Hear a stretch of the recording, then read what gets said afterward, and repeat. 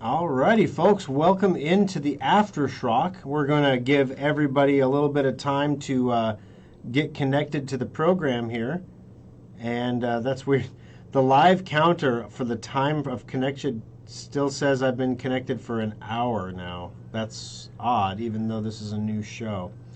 Anyway, sometimes Facebook concerns me. You know, Facebook is getting rid of their analytics so that advertisers are going to have a really tough time figuring out how effective their ads are, partially because the new privacy restrictions. Everybody's adopting new privacy restrictions. Like Apple, for example, is not allowing Facebook to track people's phones anymore and things like that. And as a result, it's getting much more difficult for Facebook to actually provide metrics to advertisers that would give them feedback on how their ad did. So the only feedback you really have is it's kind of like a TV commercial now. The only feedback you have is how many microwave ovens you sell after you run the TV commercial. There's no way to directly tie individual people back to the ad and remarket to them. So it's going to be really interesting how this plays out. That and the number of people taking their privacy a lot more seriously, especially on the conservative side of the spectrum. And some on the liberal side too, honestly. Cancel culture is a real thing, and people are figuring out that eventually everything gets canceled. So even stuff that's important to you, you might think it's perfectly safe in today's normal culture, but then, a year from now, whatever you liked, it's canceled. It's gone. You can't say that anymore. You can't do that anymore. Even if it's something that's ridiculous, like, that offends, one person somewhere, and then all of a sudden you're canceled. In fact, the After Schrock show 2 weeks ago got slapped with an age restriction by YouTube. Went back and listened to it. I'm like, what did we talk about that was inappropriate? I didn't use any foul language. They said that one of the reasons that it was age inappropriate was because of the callers, but there are no callers on the After Schrock program. So it didn't make sense to me. So I was like, well, you know what? It wasn't a strike against us on our YouTube account, but literally we couldn't on that page, on our Schrock Innovations page. If you go back a couple weeks and look at the radio show, there is no YouTube for the After Schrock. It's only on Rumble. So at least there's an option out there where we put it up in two places in case it gets, canceled somewhere. It's still available through something else, and you can still watch it. The other thing that I haven't talked about in a while, I've been trying to dial back the politics and dial back the environment of fear. Like, everyone's after your data, you're going to get canceled, all this stuff. I've been trying to dial that back a little bit because, number one, there's only so much you can do about it, and there's no sense in fretting about things you don't have any control over, right? But the things that you do have control over, like privacy settings on your computer and privacy settings on your phone, those are all things that you do have control over. So one of the things that we started doing at Schrock, when you buy a new computer from Schrock Innovations, and we don't change your settings during the maintenance checkups or anything like that, because your settings are set the way you want them at that point. So when we build a new computer, however, we're maximizing the privacy settings so that when they're going out the door, they're the most restrictive privacy settings. You're not sharing anything with Microsoft that you don't have to.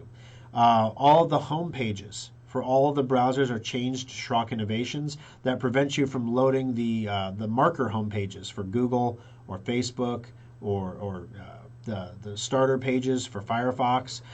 We change all your search engines from Google to Duck. Google pays a ridiculous amount of money to browser companies to make sure that the default search engine is set to Google. Of course, the Edge browser is set to Microsoft's default, which is Bing. We change them all to Duck. Now, if you want to change your own web browser to Google or change it to something different, you can do that. But when you start using Duck, guys, it's very rare that I have to go use Google for anything anymore. Google has better shopping results, honestly. But that's because they have a shopping ecosystem that people pay to be a part of. And they upload giant lists of products and things like that, where Duck doesn't quite have access to that much data. It's hard because they don't save data on you. So the funny thing about it is we're maximizing the privacy settings, and we haven't heard one customer contact us and say, why isn't Google the default? Everybody just accepts that Google is the default. Google didn't even observe Easter. You know how they changed their logo for, every other weird little holiday. They didn't even change it for Easter. And I mean, they have two O's in the middle of their name. How hard would it have been to make them a couple Easter eggs? You know, you don't even have to get, religious on it. You just do a secular Easter, Easter egg hunt, right? And they didn't see the value in doing that. And it's very difficult, and I'm going to share a story with you today. Now, I probably should Google this myself because I read it in a news article somewhere and I trust it. I'm going to Google this real quick before I say this out loud because this is the kind of stuff that gets you sued if you're wrong. So I'll Google it. I'll duck it first. Yeah, all right. All right. Nope. Okay. Nope. Fanta is a Nazi drink. Yeah, you heard it here first. All right. So so Coca-Cola, who owns Fanta, is virtue signaling in the Georgia election thing, like Major League Baseball, everything else. However you feel about it, whatever. You feel bad for those local businesses that are getting hurt because businesses are choosing not to do business in Georgia because of a voting law that was passed. Now, if you read the voting law, you realize that the stuff that's being said about it, even by the President of the United States, is not true. But that's cancel culture, right? You're not told what's right or wrong. You're told what you're supposed to believe. And so these CEOs have a choice. All the major news media is reporting that this law is a racist, Jim Crow on steroids law. That's what people are hearing. So that's what people are going to believe. So we need to react to what the truth is in the minds of people. And in the minds of people, if they believe that Georgia is a bastion of racial hate, we don't want to be associated with Georgia. We don't want to be associated with that bastion of racial hate. Never mind the fact that it's not true, but that's the thing. The media can take something and make it true with enough propaganda. That's true of anything. It's been true throughout history, right? So this is probably going to get me another age restriction or whatever. So if you look back at the history, Coca-Cola was an extraordinarily popular drink in Germany before World War II. In fact, it was the go-to choice number one drink for the German army. Nazis loved Coca-Cola. Everybody loved Coca-Cola. It was a great drink. It is a great drink, right? So when the war broke out, obviously, couldn't really make Coca-Cola in Germany anymore. It wasn't a quite American company, Germany. So Germany seized all the bottling facilities. And they created a new drink that became the go-to drink for all that fueled the Nazi war machine, and that was Fanta. So Fanta, the German drink Fanta, was invented for the Nazis to drink in the place of Coca-Cola. Now Coca-Cola owns Fanta. And this is the thing. Is it bad for Coca-Cola to own a company that made soft drinks that Nazis drank? I mean, they don't exactly, have a Nazi logo in their emblem. They're not, I don't think. Fanta, here's the definition of Fanta. Fanta is a brand of fruit-flavored carbonated soft drinks created by Coca-Cola Deutschland under the leadership of German businessman Max Keith. There were more than 150 flavors worldwide. Okay, so what does anybody care about that today? It's not, it's an interesting factoid in history, right? And so, but it's important if you're going to cancel something because you feel a certain way, but you have something like this sitting in your inventory, it just looks bad, right?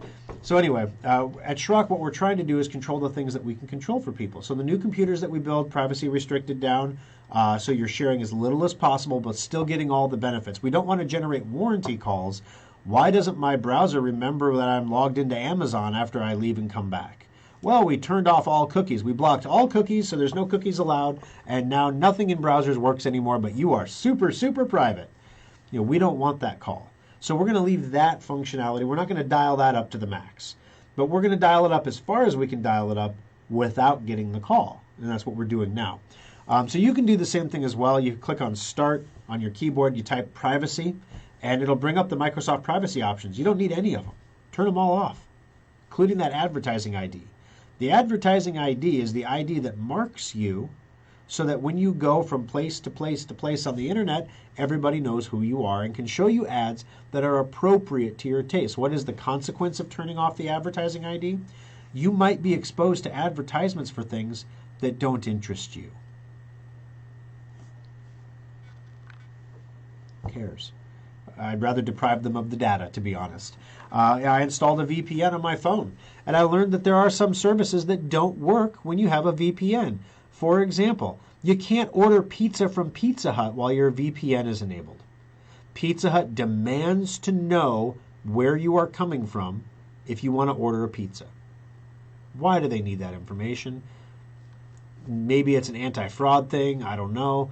Amazon Prime, the Prime Video. You cannot stream your Amazon Prime Video to your device if you have your VPN enabled. I kind of get that because the content is restricted by region. So sometimes you have shows that can air in one country, but they're not licensed for another country. So Amazon is being proactive about it. But you're signed into your Amazon account, so it's not like they're not getting data. So I tend to believe in that case it is more related to making sure they're observing their contractual obligations for only streaming content in certain areas. But anyway, I mean, these are all things that people are doing to increase their privacy. And as a result, I think at least now big tech is starting to realize they may have pushed a little too far here. The other day, MSNBC, an anchor from MSNBC actually mused on Twitter, this Hunter Biden laptop thing, could that actually be a real story? Question mark. And the guy just got roasted. Like, isn't it your job to be a journalist and find out if something is a real story instead of just musing about it on Twitter? And so now it's like, there's some mea culpas happening, and it's like, okay, maybe we went too far, whatever else. Day late, dollar short kind of stuff. But the bottom line is a lot of people learn their lesson. That, again, reminder, there is no free lunch. You love Gmail? Look at what you're giving up for free email. Let me give you another example. Voice to text on your phone. I use voice to text all the time. If I turn on Google's voice to text feature on my Android phone, my voice to text is perfect. Down to the punctuation, new paragraph, period, exclamation mark, quotation mark. Perfect. If I use Samsung's built-in, Schrock Innovations is shock invocations. Even after I say it, like, okay, it's got to learn, right? It's got to learn that I say Schrock a lot. So nope, it doesn't learn. Just keeps on plodding through it.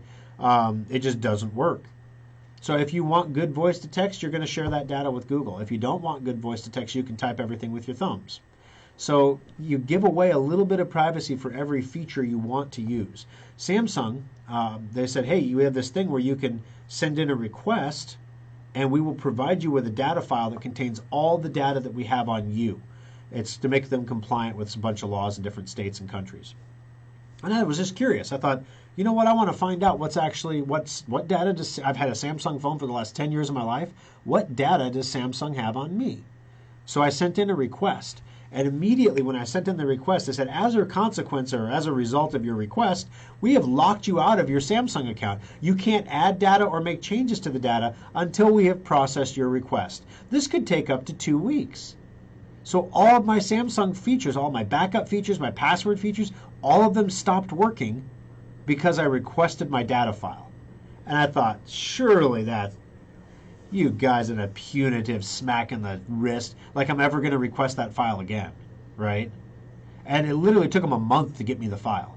And I got the file. I still haven't opened it. I didn't really care. I was curious, right? So I've got it in my email. I'll have to get around to opening it at some point. I don't know what format it's in or anything. I haven't even tried to open it yet. So fun times there. All right, so let's see what everybody wants to talk about this morning. Good morning, Ronald. Good to have you. Carolyn, thanks for being here. Appreciate it. Good to see you in the service center this week, by the way. Good morning, Mary. Winston, thanks for being here. Deborah, good morning, Schrockville. Coffee is on. Good morning, says Alan and Mark. Deborah's got her coffee and her donut out. Randy, good morning. I just finished downloading the Safe Updater that you mentioned. The last one helped me out big time. Thank you for the peace of mind. I have a question about Cox Internet. I'm one step down from the top of the line package, and it seems like it's getting slower than faster. Is it possible to change to a different DNS for better speeds? I have checked all my channels on my modem and traffic, and there isn't any one channel. Yeah, you can change your DNS. Your DNS is your domain name service. It is the translator that takes www.schrockinnovations.com and changes it into like 68.72. Whatever the IP address is for Schrock Innovations. And it sends you to the right address that you get to type in the English words. So there is some delay when you have the DNS translating that information for you. There are other DNS services out there you can read. I won't recommend one because as soon as I do, there'll be a problem with it. There are other DNS services out there, and some of them are considerably faster than Cox's.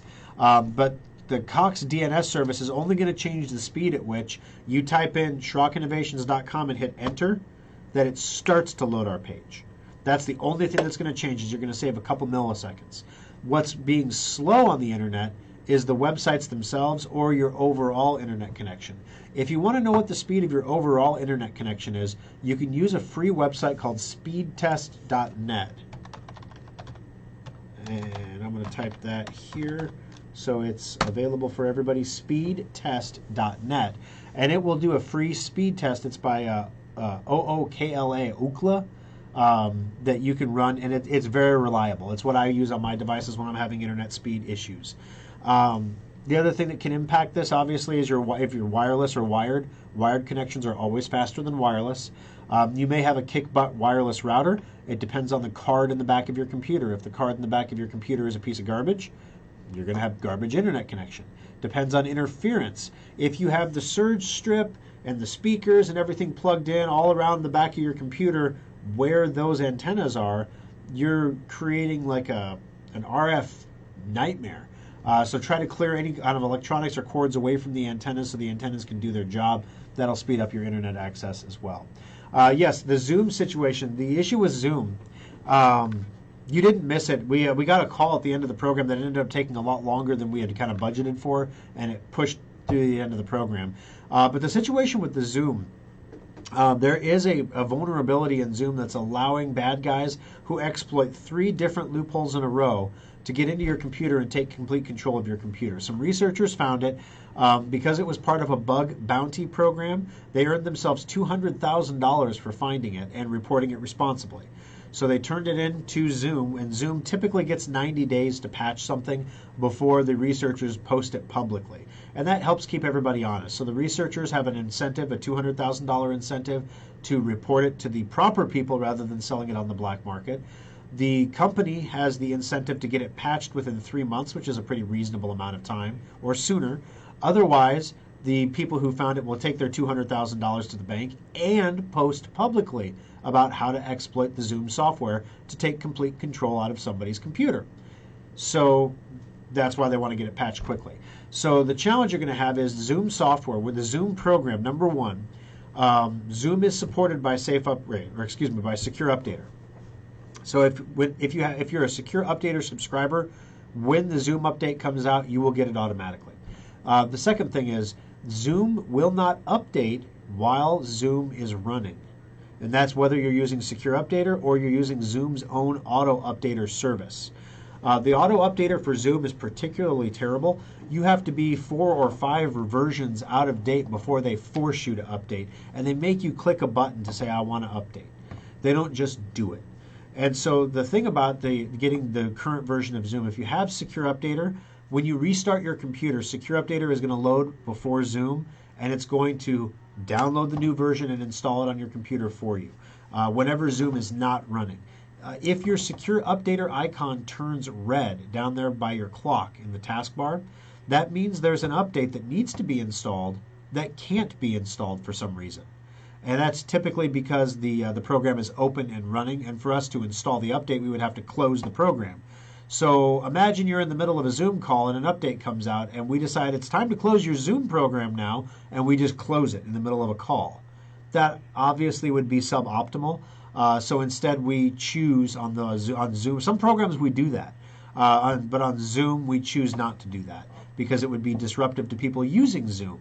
But if your Zoom program isn't running on your computer, like after a restart, if you're not immediately on a Zoom call, it'll get updated. So just keep an eye out for Zoom updates over the next week or two. They're probably going to patch this pretty quickly because it's such a major vulnerability. But you want to make sure you get the update. So that was the Zoom story. Alrighty, let's see here. What was the issue with Zoom? Got that. Hi, Rick. Good to have you. Bill, I'm exhausted today, too. I'm really tired. I was telling Scott was my board op today, and I'm like, gosh, I am just dragging this morning. And at the end of the show, he's like, well, for a guy who's dragging, you had a pretty decent show. And I'm like, well, yeah, it doesn't mean it wasn't dragging. It doesn't mean my eyes aren't burning. Like right now they're burning. And that I feel tired. So anyway, yeah, I'm tired, too. Let's see. Hey, Cheryl and Rich, good to have you here. When shopping on a website, Safe Upgrade says $54.99. Is it that or $49? Okay, so the maintenance certificates are $49.99. Safe Upgrade is $54.99. So there's two different products that you may need to purchase, and it's not ideal to have two separate products like this for sale at the same time, unfortunately. But it was the calendar. It forced us to do it. We had to move the preventative maintenance checkups back to this month, and we had to bring that's the word I'm looking for. The preventative maintenance checkups had to come to this month, and we had to take the ultimate upgrade and put it into March. And it was a business-related decision. March of last year was COVID, and tons of people bought computers. And it's the last month of a quarter. And so from a business perspective, we were looking at how are we going to hit quarter one numbers year over year if we don't sell more computers in the first quarter. And we have this computer sale that we normally launch in April. What if we launch that in in March instead, and push the maintenance checkups that we would normally launch in March into April? And so we had a little bit of a switcheroo happen there. But because of all the stuff that was going on with computer sales, we said, okay, well, we're not going to talk about the maintenance checkup until the ultimate upgrade is over. So then that weekend that it ended was the weekend before Easter. Obviously, wasn't going to launch a new product sale on Easter Sunday. That's silly. And so that brought us to today. And so it's the calendar. We're a victim of the calendar here a little bit. But you can find all these products. Now, this is kind of interesting. Somebody tell me, I fixed this yesterday, but for some reason our Ultimate Upgrade 2018 and 2019 computers are showing up for me on our specials page, which is really weird. From 18 and 19, like really, really, really old ones. Let me see if that's true everywhere here. Because if it is, that's really odd that it would be doing that. It could just be something in my cache in Chrome too. Oh, golly. Nope, they're still there. Obviously, you can't buy the Ultimate Upgrade 18 or 19 models on the specials page, so I would not recommend purchasing those. We'll make sure that those get taken down post haste. In fact, watch this. This is how you use voice to text. All right, come on now. Get back to Alfonso, who's the king of all the web stuff. Alfonso, I removed these from the website yesterday, but the old Ultimate Upgrade laptops have reappeared in the specials category again, period. Can you find out why this is happening and correct it, period? Thank you. And so that's what you can do with good voice text. With Samsung, I would have had to stop and read it, so it would have been talking about like a fish sale on Friday or something, and Alfonso would be like, Thor, I don't need no fish. You know? And I'm like, Alfonso, I don't know what was going on. But anyway, that's the long and the short of that one there. All right, let me get back to the Facebook tab here. All right, so Bitcoin hit an all-time high. It was 61,000 and change yesterday, very briefly. There was a big short squeeze that happened that pushed the price of Bitcoin way north. A short squeeze is when a bunch of people are betting that the price of Bitcoin is actually going to go down, and instead the price of Bitcoin goes up. It caused $157 million worth of Bitcoin to be mass purchased. So what ends up happening when you short something, you are borrowing, let's just use the stock example. So you're in the stock market and you can buy shares of company X at a certain price, but you think that company is going to lose value. So rather than buying the stock, why would you buy it if you think it's going to go down? you can borrow the stock from somebody else who already owns it for an agreed upon price. So you could say, I want to borrow that stock from you. I think the price is going to go down to here. I'm going to borrow your stock, and if the price goes down to here, then I make money. I bet correctly. But if the price of that stock goes up, I'm obligated to, at the end, I have to purchase the stock that I borrowed. So if I'm purchasing the stock, I can purchase it at this lower price down here and make some money, or I can purchase it at this higher price and lose some money. It's a very basic example of how it works. Bunch of people were shorting Bitcoin. Bitcoin price rallied. All of a sudden, that caused some people to have to purchase Bitcoin. And because more people had to suddenly purchase Bitcoin on demand, that caused the price of Bitcoin to go up again, which caused more people to get shaken out of short positions, forcing them to purchase yet more Bitcoin. And so you had a self-fulfilling cycle happening that pushed the price up to around 61,000 and change before the liquidation stopped, before all the shorts were shaken out. And now the price has dropped back down under 60. It was kind of slowly coming back down to the $58,000, $59,000 range. So this morning, as of right now, the price of Bitcoin sits at $59,451 as of this moment. So like I said, if you bought your kid or your grandkid $100 worth of Bitcoin around Christmas time, they've got about $160 worth of Bitcoin now. It's done pretty well. So you did good there. All right. Okay, Kim's not seeing those. That's really weird that I'm seeing those on my browsers. All three of my browsers are showing me those old products, which is really weird. So yeah, maybe I need to do some maintenance. I even did a control refresh that would force it to reload. So as long as Kim's not seeing it. Okay, KJ, any plans for Schrock to begin accepting Bitcoin? I joked about it. I'm like, hey, we should try taking Bitcoin. The problem that's going to happen is because I think Bitcoin is going to be worth, well, let's see. Thorstradamus said it was going to be worth $80,000 by the end of the year. That is quite probable, very possible for sure. It could be worth as much as $150,000 by the end of the year. And within the next 2 years, it could be worth, again, this is the future. Lots of things can happen.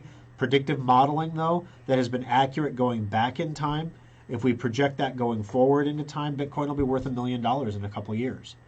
So how would you feel, KJ, if you purchased a computer from Schrock for $800 of Bitcoin, and then 2 years later, when you're bringing that thing in for its preventative maintenance checkup at its second year anniversary, that computer actually cost you like $8,000 because of what you spent on Bitcoin? If you would have just held the Bitcoin, you'd have done better. So any plans for us to take Bitcoin? It's something we've talked about doing. I don't think that many people are going to use it as a transaction medium just because right now it's appreciating so quickly in value. It's kind of like, let's put it this way. If you paid me for something in Bitcoin, I'm not sure I would change it into US dollars at this point, which is causing the price of Bitcoin to go up. Everybody else feels the same way. All right. Hey, Bill in Grand Island, we talked about you in our monthly meeting. It seems that the part of the Biden bill that passed increased the amount of emergency disaster loans that businesses can receive. It changed the maximum from $150,000 to $500,000. We don't need it. But again, from a business perspective, if someone says you can borrow $350,000 at 2% interest on a 30-year term with no credit check guaranteed approval, I'm pretty sure I can find something to do with that money that's going to earn me more than 2%. Oh, and I don't have to make a payment on it for the first 2 years. Maybe it's time to pop a service center in Grand Island. You never know. And then one of my guys volunteered to go run it. Believe it or not, Kane in Lincoln said, I might be up for that. I might be up for running a service center in Grand Island. So I don't know. I'm not promising it's going to happen, Bill, but I'm just saying it came up in a meeting. We know you exist. We know you guys are there in Grand Island, and we know, more importantly, that you don't have any place to really go, and that you need some help out there. So we're aware of that one. KJ, I have 2 older towers. Can I drop them off or recycle them at the Lincoln store? Absolutely. We don't charge anything to recycle computer equipment whatsoever. The only thing we do charge for are monitors or all-in-ones. Anything with a big screen in it. The recycling company considers all-in-one computers to be monitors, but they consider laptops to be computers. So we have to charge the $15 for monitors, regardless of the size or the weight, also for all-in-one computers. And no, we do not recycle 42-inch rear projection TVs in oak cabinets. That doesn't happen. Let's see. Bob says, I read that you should not defrag a solid-state drive. That is true.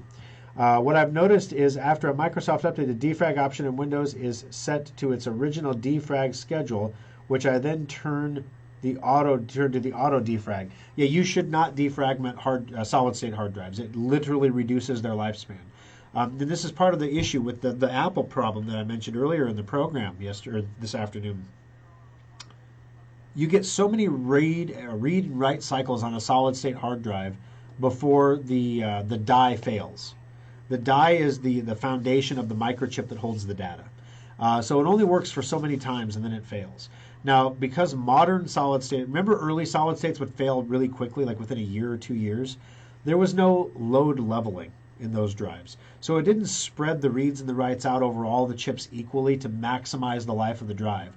So the chips at the start of the drive would get all the action when Windows loads every time, and they would see tons of reads and writes and everything else, and then those chips would fail and then the whole drive would be gone.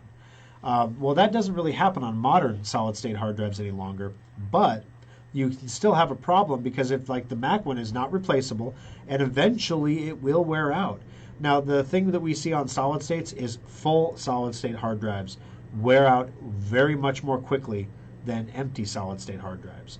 Obviously, an empty, why would you want an empty hard drive? You have a hard drive because you have files, right? So what I'm saying is, if you're using 30% of your hard drive and you have 70% available, that hard drive is going to last a lot longer than somebody. Before I upgraded mine recently, I had a 1 terabyte solid state hard drive and it had 970 gigabytes of data on it. So I only had 30 gigabytes of available space out of 1,000. That's a very full hard drive. I upgraded to a 2 terabyte, so I'd have basically 50% free space. That's going to allow that hard drive to load level everything. My old solid state hard drive became my backup drive because I don't really care if it fails, I can get another backup drive. My new solid state hard drive became my primary drive. And now I've got a backup, I've got a main drive, everything is right with the world.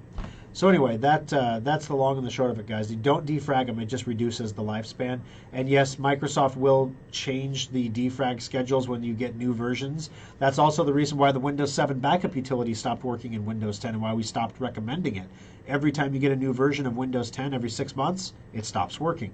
And no one ever realizes their backup stops. So we had to switch to the Windows 10 backup utility, which continues to work after each update. The defrag schedule is kind of going the way of the dodo. They don't think they've really given it any thought.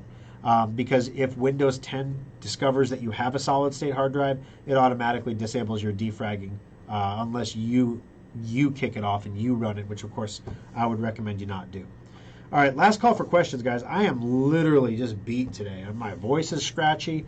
I think it's allergies going on. My eyes are burning. I don't know what's going on, but we're going to wrap it up here pretty quick. Mark, welcome to the After Schrock branch office in Grand Island. All right, so to wrap up, guys, the Schrock Safe upgrade, it was so much to push in one show. I don't feel like I did a good job of describing either product very well to people, especially new people listening. The maintenance certificates, we will sell as many maintenance certificates as there are the people that want to purchase them. We will do as many maintenance checkups on the bench as people who want to come in. That sale will be going on through the end of the month. The Schrock Safe upgrade, that one is a little trickier because it's the updates that aren't supposed to be a problem that always end up being a problem, and that's this update. It's not supposed to be a big deal. All the same, we only sell 500 copies of that software, which sounds like a lot, right? We only sell 500 copies. Well, there's 82 people watching this stream right now.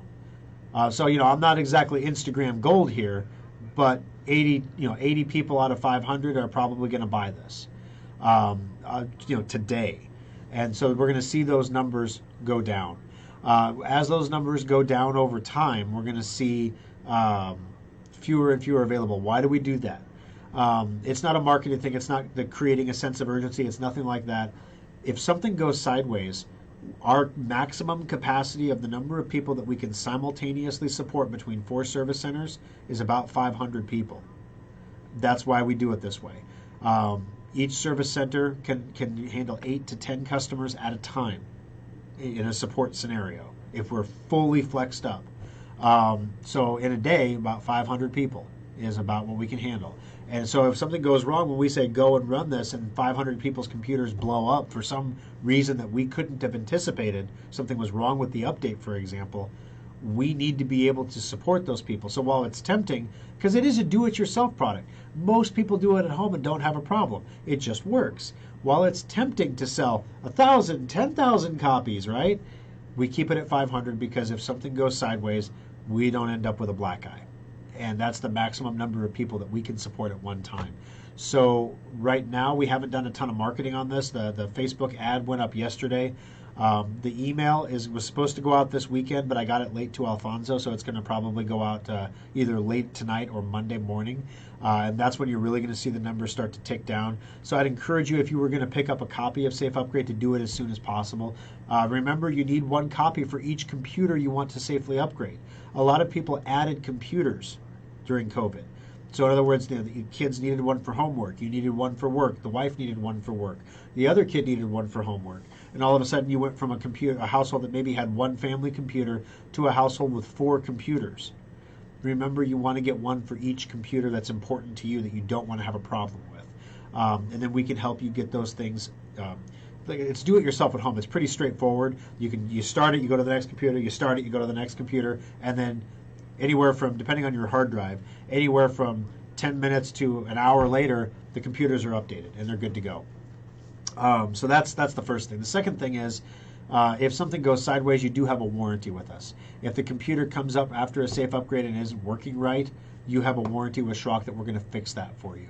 As long as it's something that was caused by the update. Like if you installed Safe Upgrade and it told you, dude, you have a bad hard drive, don't do this, and you clicked on go anyway, because that's an option, then you're not covered by the warranty because you installed it on a bad hard drive. We have to fix the hard drive first, and then we can get your Windows fixed. We'll fix your Windows for free, but we got to fix the hard drive first, and that's not covered.